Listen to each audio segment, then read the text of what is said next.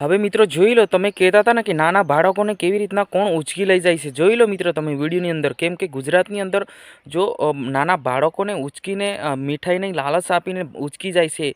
આ રીતના સોશિયલ મીડિયાની દુનિયામાં અત્યારે જો પાટણમાં ખૂબ મોટી ટૂળકી પકડાઈ છે. જી હા, અત્યારે જો વોટ્સઅપ પર વાયરલ થઈ રહ્યો છે કે ખરેખર મિત્રો તમે જોઈ લો મિત્રો, વિડીયોને છેલ્લે સુધી જોજો. તો આ ભલે 3 થી 4 મિનિટનો વિડીયો હશે, પણ તમને ઘણું બધું શીખવા મળશે.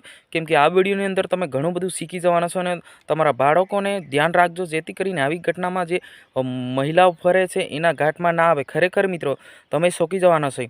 તો વિડીયો સ્ટાર્ટ કરતાં પહેલાં ચેનલ પર નવા હો તો ચેનલને સબસ્ક્રાઈબ કરી નાખજો.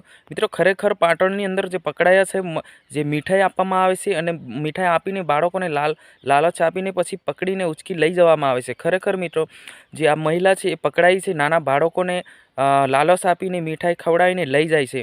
તો ખરેખર મિત્રો તમારા બાળકોને ખરેખર ધ્યાન રાખવું જોઈએ. અત્યારે વેકેશન ચાલે છે તો બાળકો આમ તેમ રમતા હોય છે, તો આવી જે ટૂળકીઓ છે એનાથી બચી શકે. જી હા મિત્રો, ખરેખર મિત્રો અત્યારે જો ગુજરાતમાં આવા બનાવ છે વધારે બની ગયા છે, તો ખરેખર તમારા બાળકને ધ્યાન રાખો, જેથી કરીને આવા બનાવમાં જ્યાં તમે જોઈ શકો છો જે મીઠાઈના જે ડબ્બા બનાવીને જે આ મહિલાઓ છે એ અલગ અલગ શહેરમાં ફરે છે અને જ્યાં મહિલા છે બાળકોને ઉચકી લઈ જાય છે. તો ખરેખર મિત્રો આવા જો આ મહિલા છે એ પાટણની અંદર પકડાઈ ગઈ છે કે ગુજરાતમાં આવી કેટલી ટૂળકીઓ એમને કબૂલાત પણ કરી દીધી છે કે ઘણી બધી ટૂળકીઓ ફરી રહી છે. તો ચોરી છૂપકે બાળકોને આ ખાયેલો આ રીતના આપતા હોય છે, જે પેકેજ બનાવેલા હોય એ ખવડાવે છે. અને ચોરી છૂપકે જો આ પેકેટ જે ખાય એ બાળક બેહોશ થઈ જતા હોય છે. એવી રીતના કિડનેપ કરીને આ બાળકોને લઈ જવામાં આવે છે. ક્યાંય લઈ જવામાં આવે છે હજુ ખુલાસો ચાલુ છે, પણ ખરેખર મિત્રો તમે ધ્યાન રાખજો. તમારા બાળકોને અત્યારે વેકેશન છે તો બાળકો આમ તેમ ફરી રહ્યા છે, તો આવી ટૂળકીઓથી બચી શકે.